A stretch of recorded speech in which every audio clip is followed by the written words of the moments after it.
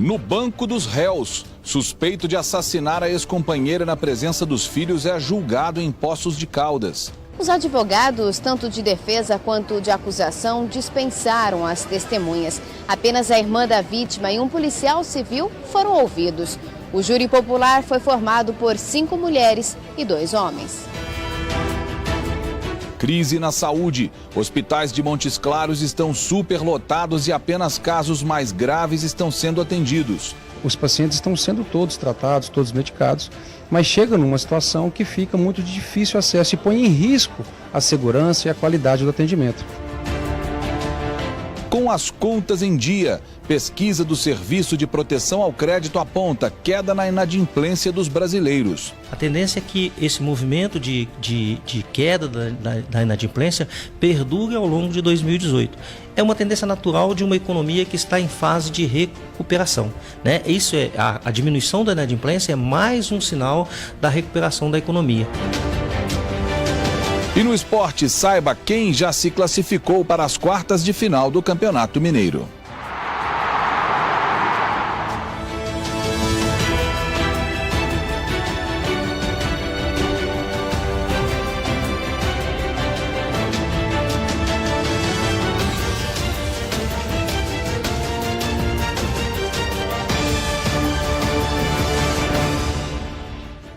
Olá, boa noite para você. O Mais Notícias dessa quinta-feira começa mostrando que é crítica a situação dos 3 hospitais de Montes Claros. Todos estão superlotados. As unidades recebem pessoas de todo o norte de Minas e também de outros estados e prestam atendimento pelo SUS. Sem encontrar outra maneira de resolver o problema, foi colocado em prática um plano de contingência. Apenas os casos mais graves estão sendo atendidos. Nos corredores da Santa Casa, em Montes Claros, o que mais se ouve são as reclamações. Difícil demais. É ruim, tem hora que a gente está aqui dormindo, tem hora que balança assim. É ruim demais. Nesse caso, o enfermeiro teve que improvisar para fixar a bolsa de soro. Essa mulher conta que está internada há mais de uma semana por causa de um tratamento nos rins. A aposentada está indignada. A gente fica mal aqui, porque você está internada, mas não, ao mesmo tempo você não está. Você não se sente segura, faz os exames, o procedimento demora demais para quem está aqui. Às vezes você pode ficar até 10 dias aqui no corredor, né? Aí você fica assim, no meio de uma mulher, tudo junto, é horrível. Só aqui nesse espaço do corredor tem cerca de 20 pacientes e a cada minuto só vai chegando mais. As pessoas são obrigadas a dividir o pequeno espaço com macas e profissionais de saúde aqui do hospital.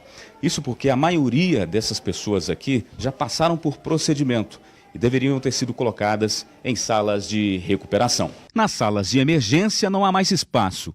O local foi planejado para 8 leitos e hoje tem 20.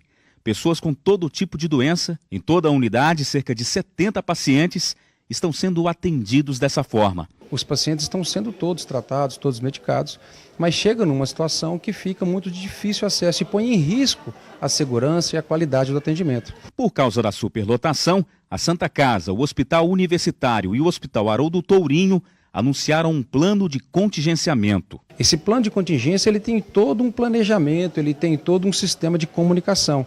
Então, os órgãos de controle, esses pacientes que são de outras cidades, o SAMU, a Central de Regulação, elas são notificadas anteriormente para que estes pacientes procurem outras unidades, a não ser aqueles casos onde os pacientes são referência exclusiva da Santa Casa de Montes Claros. Durante a manhã, em todas as unidades, ambulâncias, micro-ônibus chegavam de vários lugares. Os pacientes foram surpreendidos com a notícia. É muito triste saber uma notícia dessa, né? Um hospital que o povo necessita muito aqui da Santa Casa, né? O povo carente, que é norte de Minas lá, chegar na situação dessa é preocupante. Os 3 hospitais recebem pacientes de todo o norte de Minas. São mais de 80 municípios, além de pessoas de outros estados.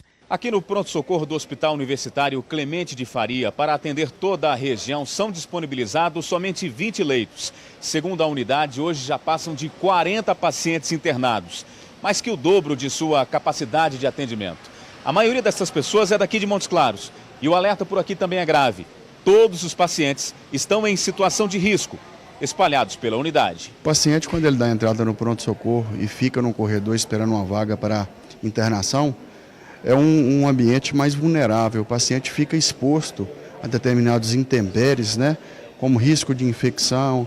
Segundo o diretor do hospital, os funcionários também sofrem com a superlotação. A sobrecarga de trabalho hoje que os profissionais de saúde enfrentam em todo o Brasil realmente é de estresse, profissionais que aumenta demais o absenteísmo nas nossas unidades hospitalares, aumenta o nível de doenças, de depressão, até o índice de suicídio. O ideal é que os prontos-socorros, é que todas as unidades do norte de Minas, os hospitais das cidades vizinhas estejam funcionando para que estes pacientes não venham para cá de qualquer forma, não venham para cá sem uma regulação. Por nota, a Superintendência Regional de Saúde de Montes Claros informou que está tomando todas as medidas para o atendimento da população nos hospitais.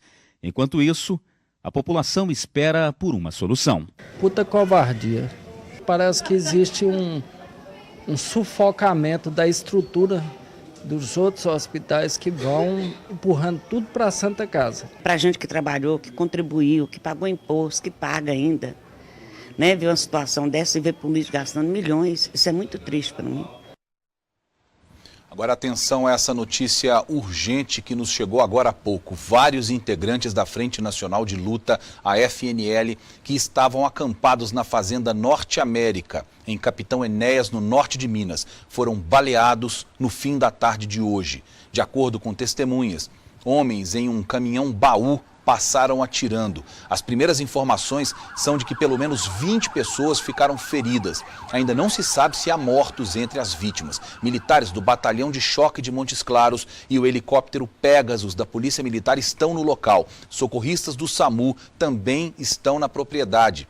A fazenda está ocupada por integrantes do movimento desde o dia 18 de fevereiro deste ano. E em abril do ano passado, um grupo do MST também havia sofrido um atentado na mesma fazenda. Naquela época, 4 integrantes haviam ficado feridos. 2 funcionários da propriedade foram presos em abril do ano passado. A reportagem completa sobre este ataque de hoje, de agora a pouco, você acompanha amanhã no Balanço Geral. E foi julgado hoje em Poços de Caldas Osimar Pereira Brasil, de 29 anos. Ele é acusado de matar a ex-mulher em fevereiro do ano passado, usando um espeto de churrasco. Quem encontrou o corpo da mulher foi o próprio filho do casal, de apenas 6 anos.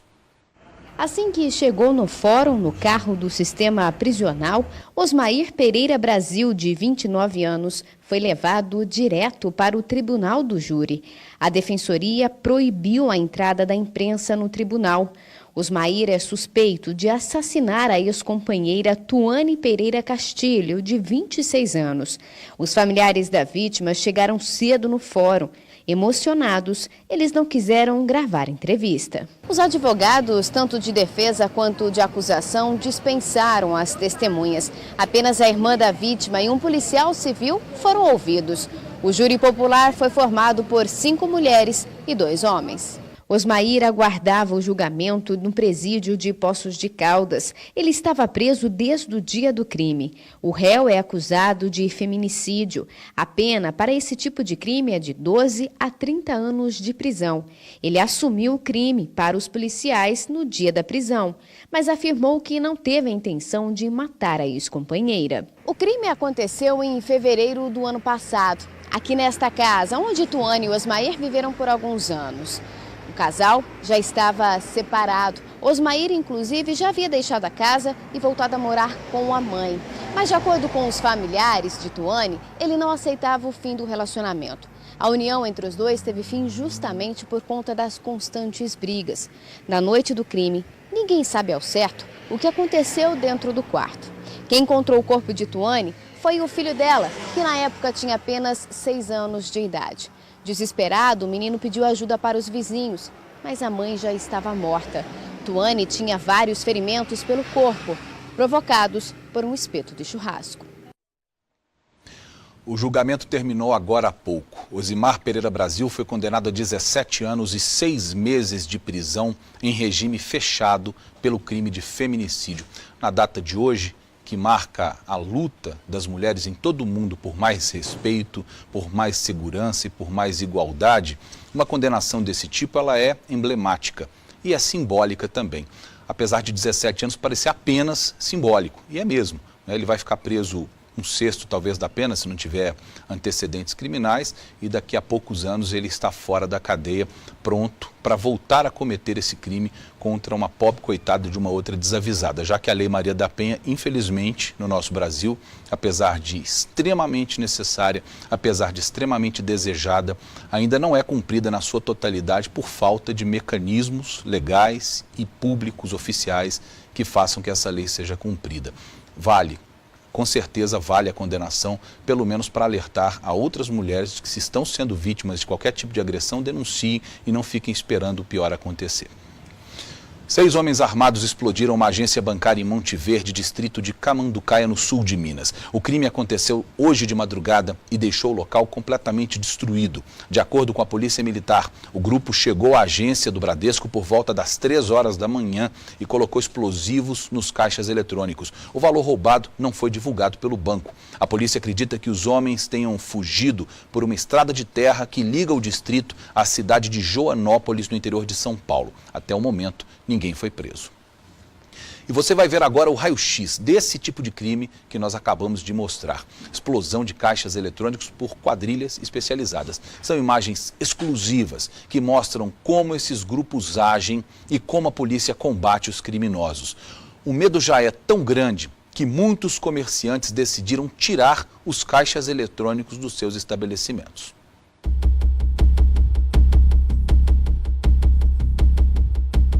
Tiros durante a madrugada. Explosões. Vidros e equipamentos quebrados. Agências bancárias destruídas. Retrato da violência que está tirando o sossego de moradores do Brasil inteiro. Cubatão, litoral paulista, madrugada do dia 7. Cerca de 20 homens armados com fuzis usam explosivos e esvaziam o cofre principal da agência. Na fuga, policiais militares trocam tiros com a quadrilha. Dezenas de cápsulas de munições ficam espalhadas pelo chão. A suspeita é de que o grupo tenha fugido pela estrada em direção à Praia Grande, também no litoral paulista. Estas imagens cedidas pela polícia são exclusivas. A operação, em fevereiro deste ano, prendeu 5 envolvidos em roubos a banco. Foi preciso mais de um mês de investigação e operações combinadas entre as polícias de São Paulo e de Santa Catarina, envolvendo cerca de 100 policiais. Só assim a polícia tem chance contra esse tipo de crime. Os alvos são cidades pequenas, o horário entre 3 e 4 da madrugada. Homens encapuzados, muitas vezes com coletes à prova de balas, especialistas em colocar explosivos em caixas eletrônicos e retirar dinheiro. Cerca de R$500 mil são levados em no máximo 30 minutos. Nós identificamos que integrantes de organizações criminosas são os responsáveis por ataques à caixa eletrônico. Este delegado prendeu cerca de 600 criminosos de 18 quadrilhas que agiam na região de Mogi das Cruzes, interior de São Paulo. Ele conta que os bandidos escolhem cidades menores por haver menos policiamento. Com apenas 1 ou 2 viaturas, poucos militares podem fazer para conter a ação. De acordo com o delegado, as quadrilhas costumam ter de 10 a 20 pessoas. O crime começa em roubos de dinamites em mineradoras e pedreiras de todo o Brasil.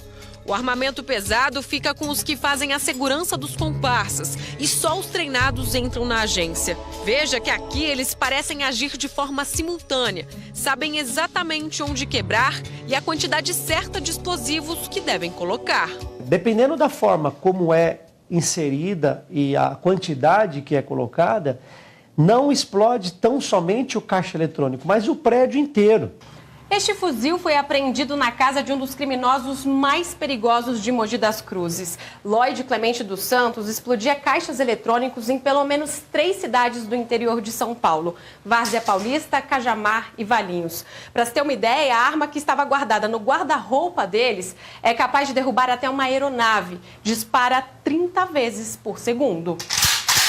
Em Jarinu, cidade a 70 quilômetros de São Paulo, criminosos armados queimaram carros e explodiram caixas eletrônicos de 2 bancos.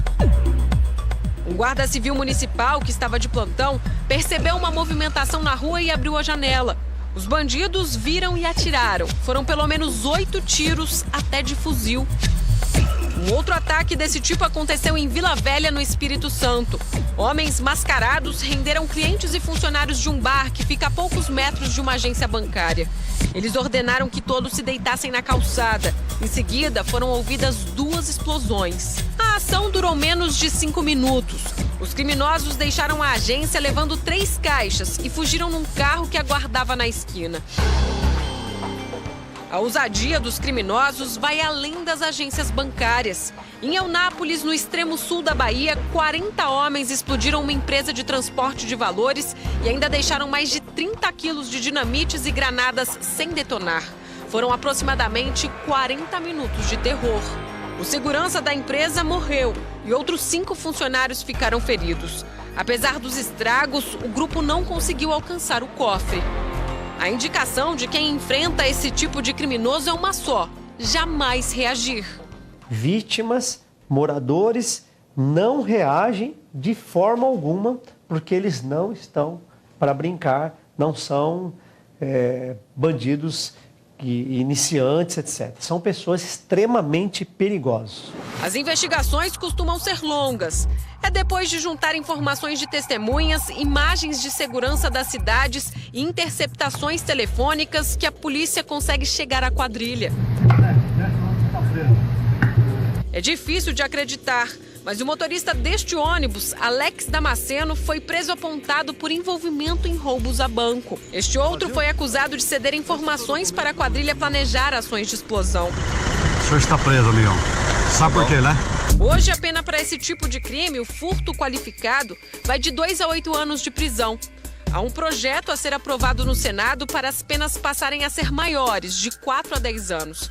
Ainda assim, pelo lucro, o crime ainda é atraente para muitos criminosos. Para a população, fica sempre o prejuízo. O medo de ter um caixa eletrônico perto de casa e também a falta de conforto ao não encontrar lugares seguros para tirar dinheiro. Sueli reclama. Teve que aproveitar a ida ao supermercado para conseguir sacar. Está fazendo muita falta, a gente tem que percorrer longos caminhos para achar um caixa. Né? O lugar mais fácil é na própria agência, porque nesses locais que a gente tinha antes, nas farmácias, nos mercados, já está ficando muito difícil achar um caixa.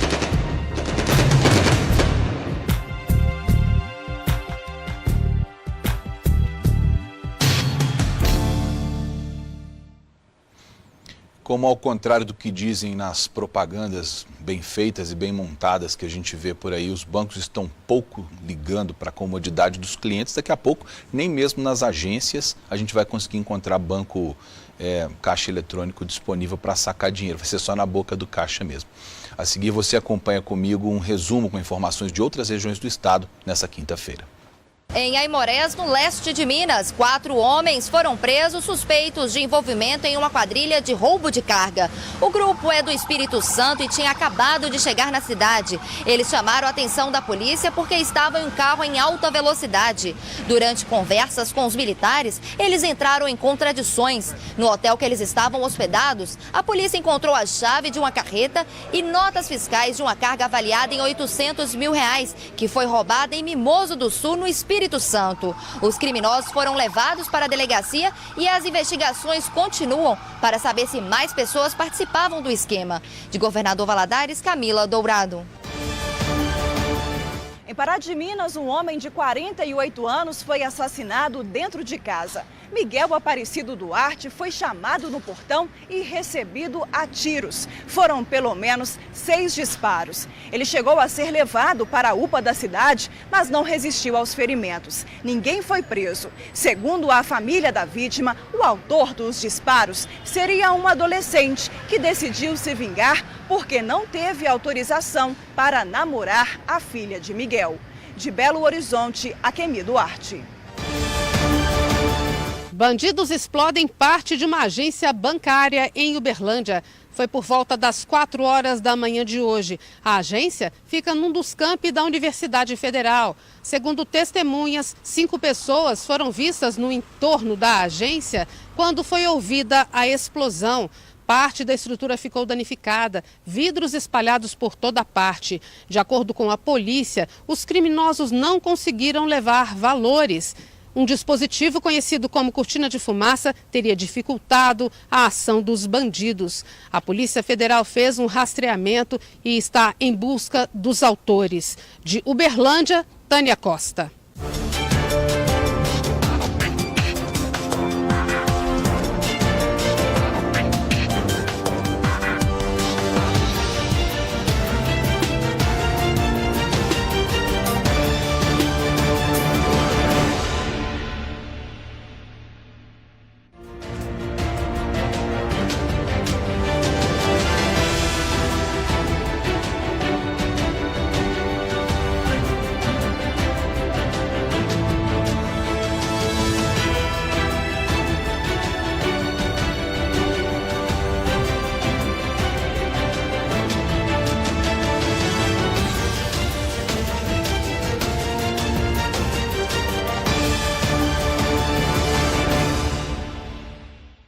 A professora Helen de Abreu, que morreu no incêndio da creche Gente Inocente em Janaúba, em outubro do ano passado, foi homenageada pelo presidente Michel Temer em uma solenidade no Palácio do Planalto. O marido da professora e o irmão dela receberam a Ordem Nacional do Mérito, em memória no grau Cavaleiro. Essa é a maior condecoração a um educador. No dia da tragédia, Helen salvou a vida de várias crianças depois que o vigia Damião Soares dos Santos entrou na creche e incendiou o local. Além dele, 13 pessoas morreram no ataque, sendo 10 crianças e 3 professoras. Uma homenagem muito bonita também, com uma reportagem completa contando a história da vida da professora. Você vai conferir hoje às 10h30 da noite no Câmera Record, aqui na Rede Mais. Uma pesquisa revela que mais da metade da população não sabe o que é a trombose e nem como se prevenir da doença. O coágulo formado pela má circulação do sangue pode ser fatal. Um dos primeiros sintomas da trombose é o inchaço nos pés ou nas pernas. Mas, de acordo com o oncologista, a doença é, na maioria das vezes, silenciosa, o que dificulta o diagnóstico rápido. Sintomas como falta de ar, dor torácica, perda de sangue pela boca.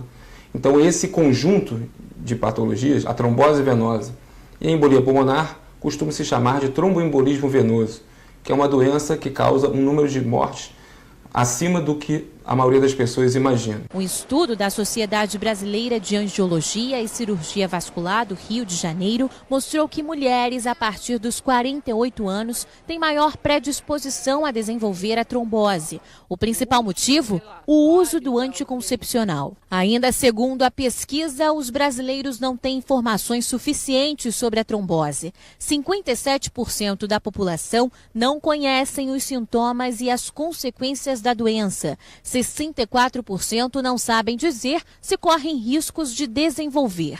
E 43% da população entrevistada diz que já ouviu falar na doença, mas não sabem apontar medidas de prevenção. Os inúmeros vasos presentes no nosso sistema circulatório têm a função de distribuir o sangue para todo o nosso corpo. E esse fluxo tem que ser contínuo, porque qualquer interrupção pode ser sinal de problema.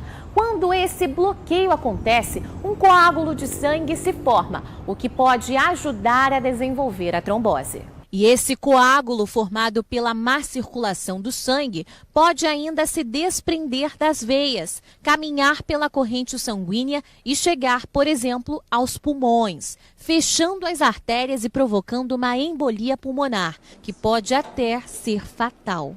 Ela vai ser sintomática de acordo com a localização do trombo, com a extensão dessa trombose e com os sinais inflamatórios que o trombo provoca na veia. Só no primeiro semestre do ano passado foram registradas mais de 520 internações em decorrência da trombose no país. O dado é do Ministério de Saúde. O especialista deixa uma dica: prevenir é sempre o melhor remédio. A prevenção é fundamental, então qualquer suspeita deve ser investigada e deve ser tratada para que não chegue ao desfecho desfavorável como a morte.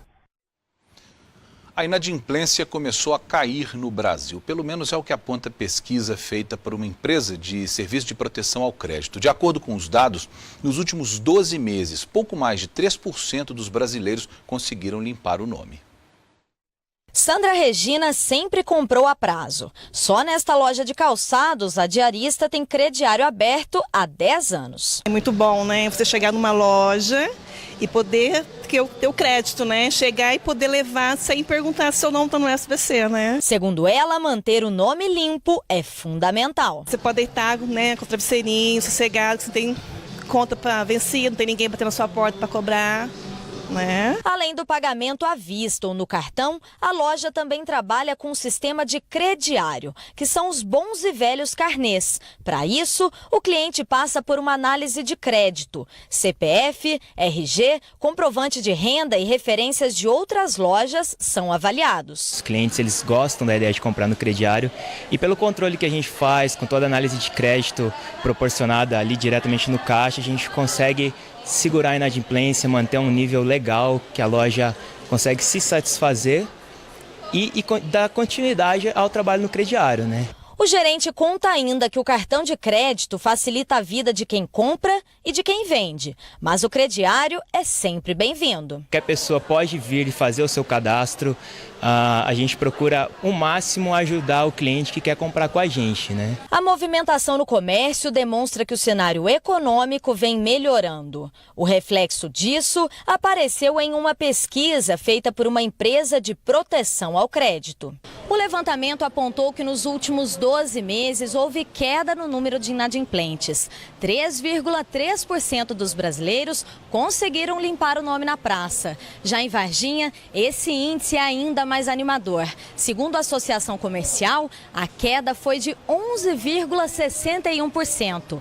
E a inadimplência também caiu em Juiz de Fora. Por lá, 7% dos moradores colocaram as contas em dia. Segundo o economista, vários fatores contribuíram para esta recuperação da atividade econômica. Essa melhora gerando um aumento da renda, né, quer seja por intermédio de entrada de novas pessoas no mercado de trabalho, com a queda do desemprego, né, quer seja pela melhoria mesmo da renda do consumidor.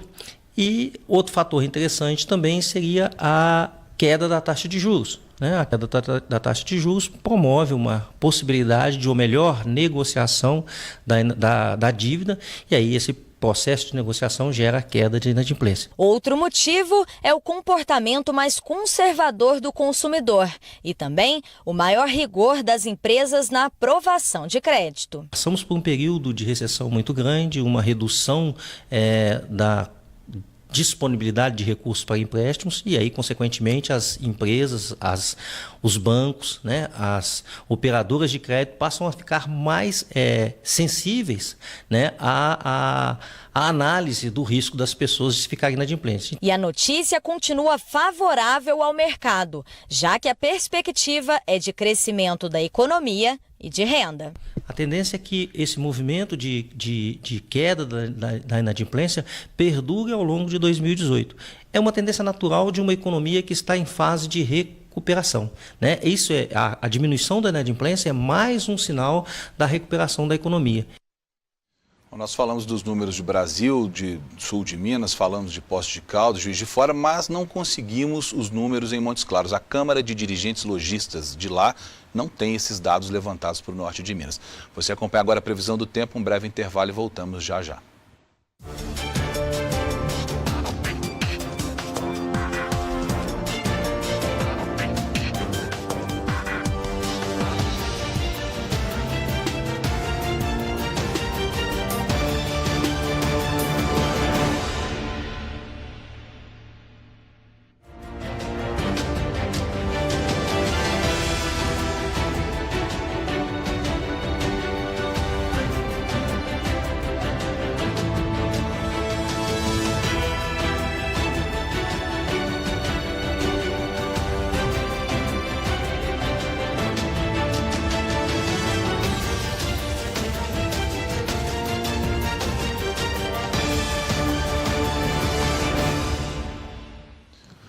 O dia de hoje, 8 de março, é lembrado como o Dia Internacional da Mulher e foi-se o tempo em que as mulheres ficavam apenas em casa, cuidando dos afazeres domésticos. Hoje, elas conquistam e conquistaram o mercado de trabalho e se tornaram grandes empreendedoras. Você vai ver agora exemplos de mulheres que deixaram carreiras profissionais para se tornarem donas do próprio negócio. Elas participaram de uma palestra organizada pelo Sebrae em Poços de Caldas. Uma se chama Valquíria, a outra, Giovana. Elas não se conhecem, mas têm muitas coisas em comum. As duas tinham a mesma profissão e abandonaram tudo para se tornar empresárias. Valquíria não teve muita escolha. A morte do pai, além de muita tristeza, também provocou uma grande reviravolta na vida dela. A gente faz um plano e Deus faz outro, né? E acabei entrando na área da corretagem, né, no ramo imobiliário, devido a uma tragédia familiar que foi a perda do meu pai. Nunca tinha pensado em trabalhar nesse setor. Aos 22 anos e mesmo antes de terminar a faculdade, Valquíria assumiu a imobiliária que era do pai, o único sustento da família. Ela se formou em pedagogia, mas nunca exerceu a profissão. Foram muitas lutas, muitos erros, até que tudo começasse a se encaixar. Hoje, a imobiliária leva o nome dela e emprega 13 funcionários, sendo 3 integrantes da família. A gente está com um projeto para expandir, porque não está cabendo todo mundo mais aqui, não. Com Giovana, a mudança na vida profissional veio junto com a mudança na vida sentimental. Ela deixou a pedagogia depois de conhecer um rapaz, que hoje é o marido dela. Conheci o Tony, ele já tinha empresa, né? E assim, aos poucos eu fui ajudando ele a levantar no informática, né? Auxiliando na parte administrativa, financeira, né? Depois de colocar em ordem a parte administrativa da empresa de informática, ela também assumiu a parte comercial. Os resultados em um curto espaço de tempo chamam a atenção. Hoje, além da expansão da sede, que fica em Poços de Caldas, a empresa já tem 2 filiais. A gente tem que estipular metas e sonhos, e a partir daí você vai dedicando 100% para que essas metas sejam atingidas. Casos como esses não são raros. O empreendedorismo e as mulheres estão cada vez mais próximos. Aliás, o empreendedorismo vem se consolidando não só como alternativa de fonte de renda, mas de realização profissional para milhares de mulheres. Em Minas Gerais, de acordo com um levantamento feito pelo Sebrae, a maior parte das mulheres que estão no comando das micro e pequenas empresas mineiras tem entre 31 e 40 anos. Possuem ensino médio completo, são casadas e já são mães. Elas estão no controle principalmente de pequenos negócios dos setores de comércio e serviços. A pesquisa mostrou ainda que, de um modo geral, as mulheres estão mais preocupadas com a saúde da empresa e fazem mais controles financeiros do que os homens. As mineiras representam 46,8% dos microempreendedores individuais do estado e já somam quase 345 mil. A prova disso é que a cada dia que passa, seminários como esse estão cada vez mais comuns. Pelo menos 100 mulheres estão reunidas aqui para trocar informações, dividir experiências e, claro, buscar conhecimento. Uma das palestrantes é considerada um exemplo. Marisa Helena Souza Contreiras foi farmacêutica por quase 27 anos e hoje se tornou uma das maiores produtoras de cafés especiais. A mudança profissional veio pela necessidade de se reinventar no empreendedorismo. Um dos desafios que o varejo farmacêutico enfrentava era a concentração de grandes grupos empresariais se tornando muito grande e impactando os pequenos negócios e tirando esses pequenos negócios para fora do mercado. Então eu percebi a necessidade de estar atuando em outro ramo, eu já vinha me preparando, sempre tinha um objetivo de estar me preparando. Então a gente adquiriu uma fazenda aqui no sul de Minas, que é onde eu nasci, em Areado, e no começo não tinha nenhum pé de café, não tinha absolutamente nada, e nós decidimos então investir na produção de cafés especiais.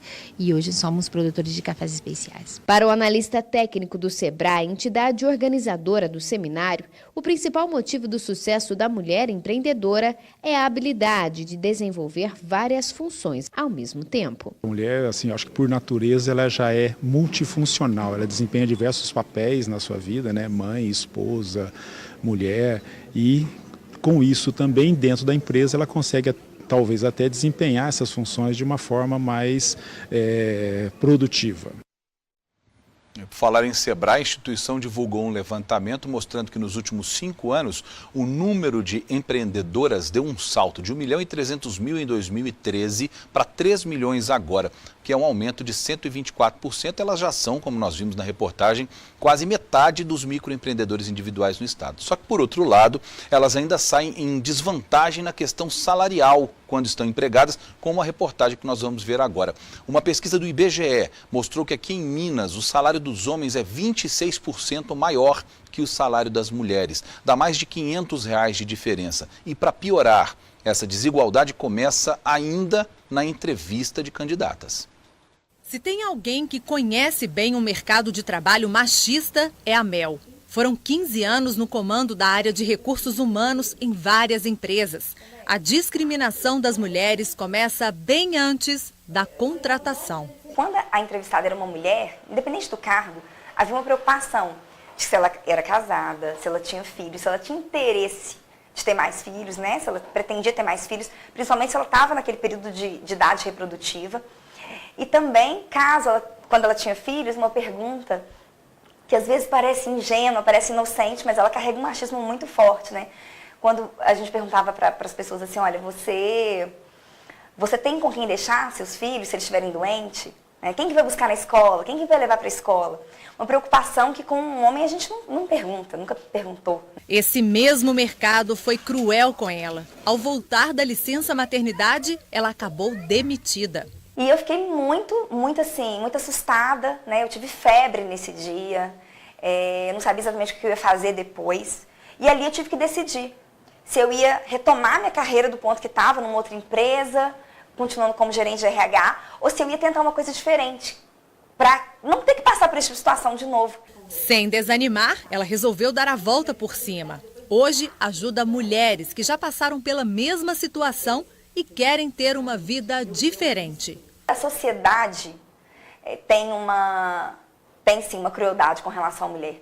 E te falo mais, assim, é uma coisa que está tão presente que a gente não percebe. A gente reproduz o machismo, inclusive nós mulheres, reproduzimos o machismo muitas vezes sem se dar conta de que a gente está fazendo isso. A desigualdade de gênero sempre existiu e mesmo hoje, com tantos avanços e conquistas femininas, a mulher ainda sofre discriminação na pele.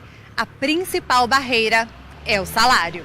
Uma pesquisa divulgada pelo IBGE mostra que no Brasil, em média, o rendimento das brasileiras é 24% menor que o dos homens.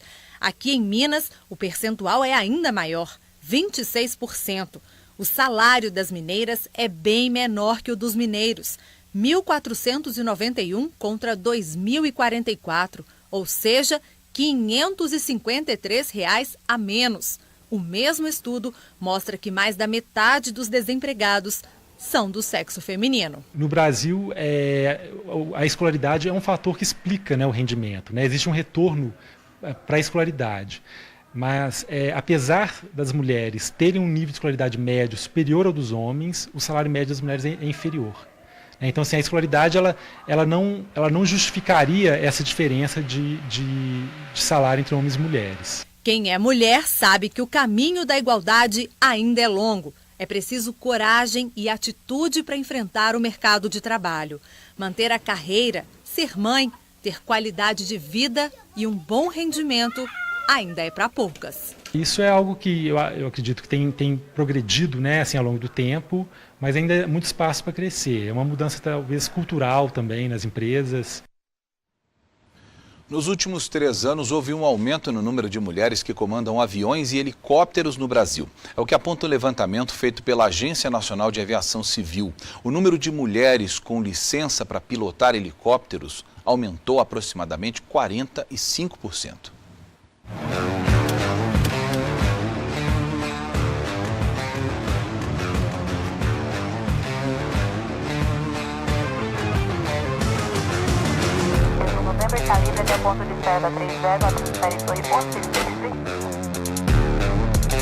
Na rotina até pouco tempo dominada por homens, Vanessa e Melissa já dão aula.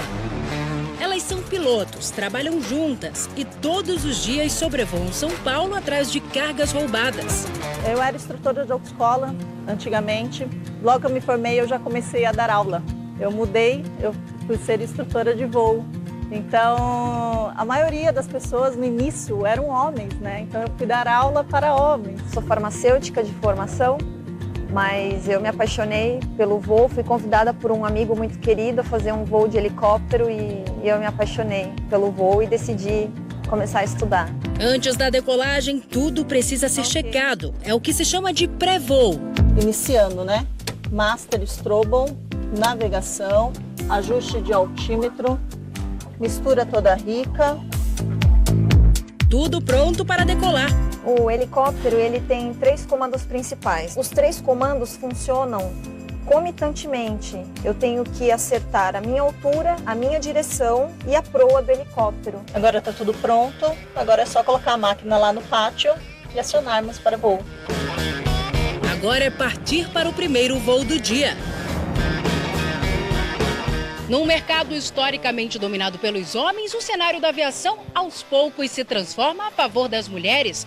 Num levantamento recente feito pela Agência Nacional de Aviação Civil, o número de mulheres com licença para pilotar helicópteros, por exemplo, saltou de 141 para 204, um aumento de aproximadamente 45%. Os dados são dos últimos 3 anos. A atividade de voo, ela exige assim que o piloto, né, a pessoa que desenvolve essa atividade, tenha bastante capacidade de gerenciar vários fatores ao mesmo tempo, né? A mulher, ela tem essa sensibilidade, essa capacidade de enquanto voa, né, desenvolver a técnica de pilotagem com sensibilidade e também ter essa boa capacidade de gerenciamento para observar outros fatores relacionados ao voo. Entre a nova leva de mulheres pilotos está a Carolina. Ela é designer de interiores e está completando as últimas horas de voo necessárias para a formação. Eu entrei dentro do aeroporto de Jacarepaguá, no Rio de Janeiro, onde eu morei durante 8 anos. E já saí de lá matriculada no curso de piloto privado teórico, que é a parte inicial, né, para a gente poder iniciar na aviação. Quem já se dedica à aviação há décadas é a Elisa. A comandante está há 27 anos à frente de aviões. Sempre eu falo pro meu filho quando ele reclama que eu estou saindo para trabalhar. Eu falei, filho, a mãe tem que ser um exemplo para você de trabalho e eu estou saindo pelo meu sonho, eu estou saindo por você. Elisa trabalha com Daniele, que apesar de nova tem 16 anos de experiência como copiloto.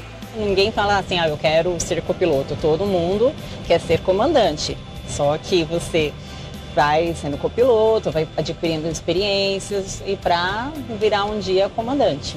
De 2015 a 2017, o número de mulheres com licença de pilotos privados de avião saltou de 279 para 740, um crescimento de 165%.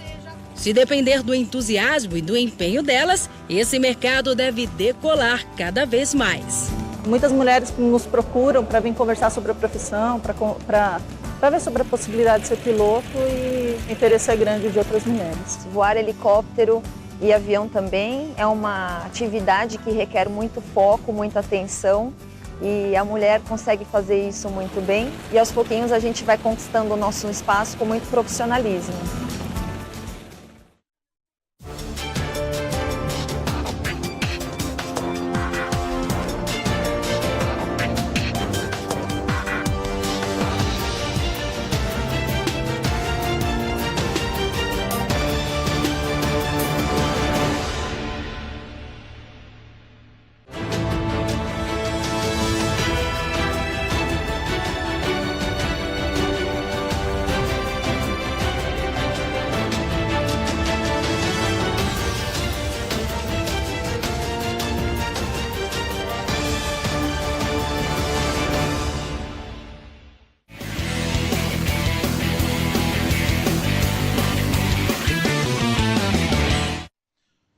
Muito bem, hoje termina a penúltima rodada da fase de classificação do Campeonato Mineiro. Letícia Reis já está aqui comigo para falar da situação desses times que disputam o campeonato, já tem gente classificada, mas tem gente que vai lutar até o último minuto para não cair. Não é, Letícia? Boa noite para você. É isso mesmo, Luiz. Uma boa noite para você. Uma boa noite também ao pessoal de casa. Os jogos de ontem foram emocionantes. Equipes lutando até o final para se livrar da zona do rebaixamento, outras segurando o resultado para conseguir avançar para as quartas de final.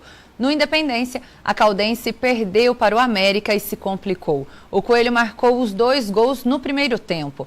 Ailon cabeceou sozinho e abriu o placar. Aos 30 minutos, o atacante bateu forte e definiu o marcador. Com a derrota, a veterana caiu para o penúltimo lugar e precisa vencer a última rodada, além de depender também de outros resultados. A Caldense pega o Uberlândia no Ronaldão. Já o Boa Esporte venceu o Patrocinense por 2-1 em Varginha. No primeiro gol, Amaral desviou a cobrança de falta para abrir o placar para os donos da casa. Aos 20 minutos, Machado aproveitou uma atrapalhada da zaga e ampliou. No fim do jogo, Gênesis fez boa jogada e descontou para a equipe de Patrocínio. Com esse resultado, o Boa está na 4ª colocação com 14 pontos. Com essa pontuação, o time de Varginha já está garantido nas quartas de final. Tudo bem, o Boa melhorou bastante Surpreendeu. do que estava se desenhando no início do campeonato, né? Com certeza, Luiz. Surpreendeu aí nessa partida. Todo mundo já acreditava que esse ia ser o ponto-chave. Precisava ganhar em casa, fez o dever de casa, conseguiu a classificação. Tudo bem. A gente teve clássico na Zona da Mata? Tivemos clássico na Zona da Mata. Tupi-Tombense. Os donos da casa levaram a melhor. Jogando em Tombos, Rubens marcou o único gol do jogo aos 45 do primeiro tempo. O Tombense é o terceiro colocado com 15 pontos e o Tupi aparece na 5ª posição com 13. O Tombense está classificado para as quartas e o Tupi depende de um empate na última rodada para conseguir a classificação. Muito bom. O Tupi também estava meio cambaleando, acabou dando uma melhoradinha nas últimas rodadas. Melhorou. Até a 6ª rodada, o Tupi era o lanterna da competição. Depois embalou aí, ganhou um empate e agora está tranquilo também. Agora, o Cruzeiro já está classificado há umas 2 ou 3 décadas, venceu mais uma e parece que nessa primeira fase desponta como um favorito, apesar de a gente saber que a partir da mata-mata é outro campeonato, né? É, isso é verdade, viu, Luiz? Mas pelo futebol apresentado nessas 10 rodadas, a gente pode falar que o Cruzeiro tem sim o melhor elenco. Tá certo que as disputas de mata-mata, no caso nas próximas fases, qualquer falha pode se tornar uma zebra. Mas eu acredito que o Cruzeiro vai fazer de tudo para levantar a taça esse ano. No jogo de ontem, com um time misto, a Raposa passou sem dificuldades pela URT. Os 3 gols foram marcados ainda no primeiro tempo. Em homenagem ao Dia Internacional da Mulher, o Cruzeiro promoveu uma série de ações. Foram distribuídos 15 mil ingressos para as torcedoras. Uma ação muito bacana, convida as mulheres, né, a vir no estádio para saber como que é. Tem muita gente que nunca teve a oportunidade de vir e com essa promoção aí que o Cruzeiro deu, ficou bem massa. Maravilhosa, aliás o Cruzeiro é tudo, né, então homenagem às mulheres faz parte. 11 sócias do clube entraram em campo junto com os atletas para lançar a campanha Quebre o Silêncio, um manifesto de combate à violência contra as mulheres. Além disso, a Raposa aproveitou para estrear a nova camisa para a temporada 2018. Com a bola rolando, os jogadores também prestaram uma homenagem, com um show de gols. Rafael Sobis pegou de primeira para fazer o primeiro.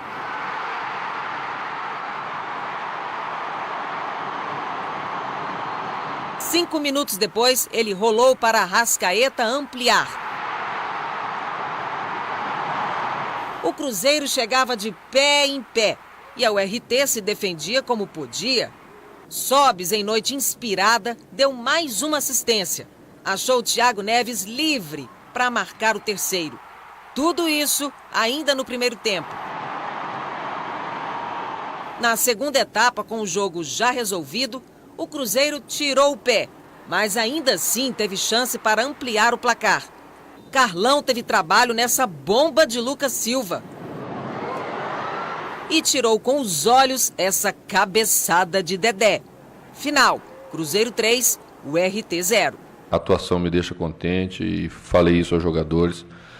É tudo que a gente precisa nessa hora, que todos estejam num nível muito próximo, porque todos vão participar de jogos importantes na temporada e a gente está chegando muito perto disso aí, do equilíbrio desse grupo todo, que é difícil de se conseguir fazer. E nós mostramos aí os jogos de ontem e a matemática é bem simples, né? 14 pontos garantiram a classificação antecipada das equipes. Vamos dar uma olhadinha na tabela e daí a gente já vai mostrando os números para poder ficar mais fácil. O líder é o Cruzeiro com 20 pontos, o América é o segundo colocado, 28 pontos. Muito bem. O América com 20 pontos, seu Cruzeiro, né? 28 pontos. O segundo é o América, seguido de Tombense com 15 e Boa Esporte com 14 pontos. Esses 4 times já estão nas quartas de final. Seguindo a tabela, na quinta posição tem o Tupi com 13 pontos, o Atlético tem 12, mas tem um jogo a menos, está jogando agora, empatado com o Patrocinense e o RT. Na nona posição vem o Vila Nova com 10, empatado com o Democrata e Caldense. O último colocado é o Uberlândia com 9 pontos e também está jogando. O Uberlândia e o Atlético Mineiro estão jogando neste momento cerca de 30 minutos lá no Parque do Sabiá e o resultado está empatado em 0-0. Se os times empatarem, o Atlético ainda não confirma a classificação nessa rodada, porque vai somar 13 pontos e o Uberlândia não vai para o módulo 2 por causa dos times, né, que estão acima, ele fica também com 10 pontos. Caso o Atlético ganhe, o Galo soma 15 pontos e se classifica. Se o time do Triângulo Mineiro vencer, vai a 12 pontos e daí entra na luta para classificação na última rodada. Ou seja, tudo embolado, última rodada no domingo vai ser difícil. Muito bem, só quem desembolou, no fim das contas, foi o Cruzeiro, né? Só abriu muita vantagem, 8 pontos do segundo colocado, ficou tranquilo. Muito bem, obrigado, viu, Letícia? Eu que te agradeço, Luiz. Hoje é Dia Internacional da Mulher, então parabéns a você pelo seu dia. Sei que muitas mulheres dizem que não tem o que comemorar, mas eu acho que tem sim, principalmente a visão que a gente tem da necessidade de ter um dia para marcar essa luta de todas as mulheres. O fato de existirmos já é um motivo para comemoração. Muito bem. Para você que está em casa, uma boa noite, mais notícias fica por aqui. Até amanhã. Boa noite, até amanhã.